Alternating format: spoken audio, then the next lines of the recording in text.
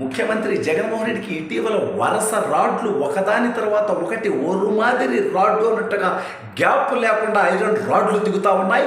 ఇప్పుడు ఏకంగా సుప్రీంకోర్టు తీవ్ర ఆగ్రహం వ్యక్తం చేసి మరొక రాడ్డుని దించింది.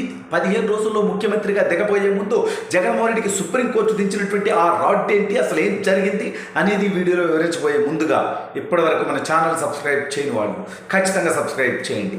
ఇక విషయానికి వస్తే, మన డెకాయిట్ ముఖ్యమంత్రిని గత 5 సంవత్సరాల్లో ఎన్నోసార్లు కోర్టు చెప్పు తీసుకొని కొట్టినప్పటికీ సిగ్గు ఎగ్గు వదిలేసినటువంటి జగన్మోహన్ రెడ్డి ఏకంగా న్యాయ వ్యవస్థని, న్యాయస్థానాల్ని, న్యాయమూర్తిని తిట్టించినటువంటి దౌర్భాగ్యుడు.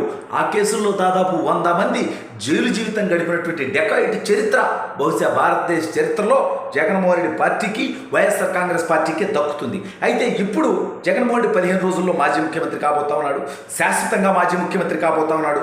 తను చేసినటువంటి తప్పులకి మళ్ళీ జీవితకాలం జైల్లో ఉండబోతా ఉన్నాడు. తన తప్పులకు సహకరించినటువంటి ఐఏఎస్లు, ఐపీఎస్లు, మంత్రులు, శాసనసభ్యులు, వైసీపీ నాయకులు అనేక మంది మళ్ళీ జైలుకి వెళ్ళబోతా ఉన్నారు. పోలీసులు, ప్రభుత్వ అధికారులు, ఆ లిస్టు చాలా పెద్దది. అయితే జగన్మోహన్ రెడ్డికి ఎన్నో చెప్పు దెబ్బలు తగిలాయి.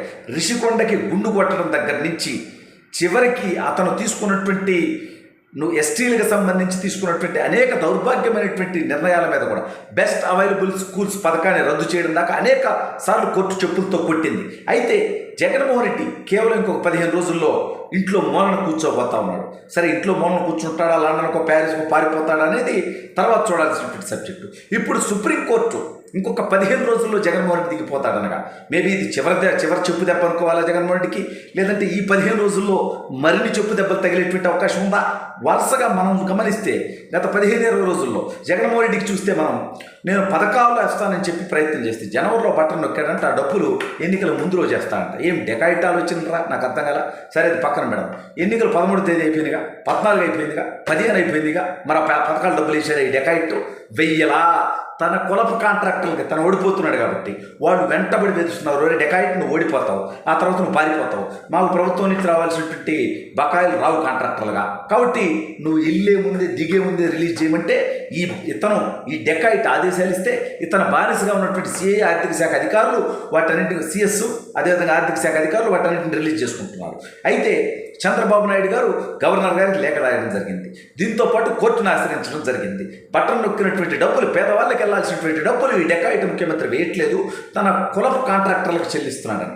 కాబట్టి అవన్నీ ఆపేసి డిక్కీ మూసుకొని నువ్వు పేదలకు ఇవ్వాల్సినటువంటి డబ్బులు ఇవ్వమని చెప్పి కోర్టు చెప్పింది. వీడికి 2 జంపల మీద జగన్మోహన్ రెడ్డికి పేదల మీద ప్రేమ కారిపోతూ ఉంటాడు. మరి 14వ తేదీ 15వ తేదీ పేదల డబ్బులు ఎందుకు లేదా డెకాయిట్ అంటే ఇతని దగ్గర సమాధానం ఉండదు. సరే, అది పక్కన పెడదాం. ఇప్పుడు సుప్రీంకోర్టు ఈ రాష్ట్రంలో ఉన్నటువంటి ఇసుక విధానం, ఇసుక దోపిడీ, ఇసుక రీచ్ని వైఎస్ఆర్ కాంగ్రెస్ పార్టీ నాయకులు దోచుకోవటం మీద సుప్రీంకోర్టు తీవ్ర ఆగ్రహం వ్యక్తం చేసింది. ఇసుక రీచ్ల ఆపరేషన్ ఆపేయమని చెప్పినప్పటికీ సిగ్గు లేకుండా రోజు కొన్ని కోట్లాది రూపాయలు దోచుకుంటున్నటువంటి దౌర్భాగ్యం మీద ఆగ్రహం వ్యక్తం చేస్తూ కలెక్టర్లతో, అదేవిధంగా సీనియర్ ఐపీఎస్ అధికారులతో కమిటీ వేసి 4 రోజుల లోపల రాష్ట్రంలో ఎక్కడా కూడా ఇసుక అక్రమ తవ్వకాలు జరగకూడదు, దాన్ని ఆపివేయాలి, దాని మీద ఒక రిపోర్ట్ కూడా ఇవ్వాలి అంటూ సుప్రీంకోర్టు తీవ్ర ఆగ్రహం వ్యక్తం చేస్తూ స్పందించడం జరిగింది. ఈ రాష్ట్రంలో జగన్మోహన్ రెడ్డి ఇసుక దోపిడీ చేశాడు, ఎర్రచందనం దోపిడీ చేశాడు, అరాచకాలు చేశాడు, చీప్ లిక్కర్ తయారు చేసి అదొక దోపిడీ చేశాడు, డ్రగ్స్ దోపిడీ చేశాడు, గంజాయి దోపిడీ చేశాడు. ఈ రకంగా రాష్ట్రాన్ని సర్వ దౌర్భాగ్యాలకి నిలయంగా మార్చినటువంటి నీచమైనటువంటి వ్యక్తికి కోర్టు ఇంకోసారి చెప్పుతో కొట్టింది.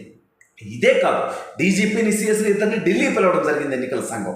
ఎందుకంటే ఈ రాష్ట్రంలో పోలింగ్ రోజు జరిగినటువంటి హింస, పోలింగ్ జరిగిన తర్వాత జరుగుతున్నటువంటి హింస, అరాచకం, తాడిపత్రిలో జేసీ ప్రభాకర్ రెడ్డి గారి కుటుంబ సభ్యుల మీద, వాళ్ళ కార్యకర్తల మీద ఎలా దాడులు చేస్తారంటే సిగ్గు లేకుండా, వాళ్ళ మీద డిఎస్పీ చైతన్య అనేటువంటి ఒక నికృష్టుడు, ఒక నీచుడు తన పరిధి దాటి ఎలా వ్యవహరిస్తాడండి? కడుపుకి అన్నం తింటున్నాడా?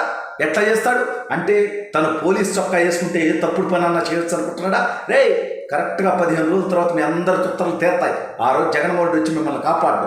కులం కోసం కొందరు, మతం కోసం కొందరు, డబ్బు కోసం కొందరు, ప్రలోభాల కోసం కొందరు, ప్రమోషన్ల కోసం కొందరు తప్పుడు పనులు చేస్తూ ఉంటే మీరు ప్రజలు కట్టేటువంటి పన్నుల నుంచి జీతం తీసుకునేటువంటి మీరు ప్రజలకి బాధ్యతాయుతంగా పనిచేయాలన్నా, ప్రజలకు ఊడిగం చేయాలన్నా, అధికార పార్టీకి ఊడిగం చేయాలనేది మీరు ఎందుకులా ఆ మాత్రం తెలుసుకోలేకపోతున్నారో చదువుకొని సరే సిగ్గులేనటువంటి ఈ దౌర్భాగ్యులకి ఇవాళ మాచర్లలో జరుగుతున్నటువంటి అరాచకం కానివ్వండి, ఇవాళ ఆలగడ్డలో జరుగుతున్నటువంటి అరాచకం కానివ్వండి, ఇవాళ రాష్ట్రంలో అనేక చోట్ల చంద్రగిరిలో జరుగుతున్నటువంటి అరాచకం కానివ్వండి, దాదాపు 30 నియోజకవర్గాల్లో వైఎస్ఆర్ కాంగ్రెస్ పార్టీ అరాచకాలు చేస్తూ ఉంటే ఇంకా జగన్మోహన్ రెడ్డి బానిస. సరే డీజీపీ గారు మారారు, కొత్త డీజీపీ గారు వచ్చారు, మంచి వ్యక్తి. గత జగన్మోహన్ రెడ్డి బానిస కసిరెడ్డి రాజేంద్రనాథ్ రెడ్డి పోయాడు. సరే సీఎస్గా ఇంకా జగన్మోహన్ రెడ్డి బానిస జవహర్ రెడ్డి ఉన్నాడు, అతను కూడా రేపో మాపో పోతాడని కూడా అది వేరే సబ్జెక్టు. అయితే ఇంకా కొంతమంది ఉంటారుగా, సీఏగా, ఎస్సీలుగా, డిఎస్పీలుగా, ఎస్పీలుగా, కలెక్టర్లుగా అనేక మంది జగన్మోహన్ రెడ్డికి బానిసలు ఉంటారు.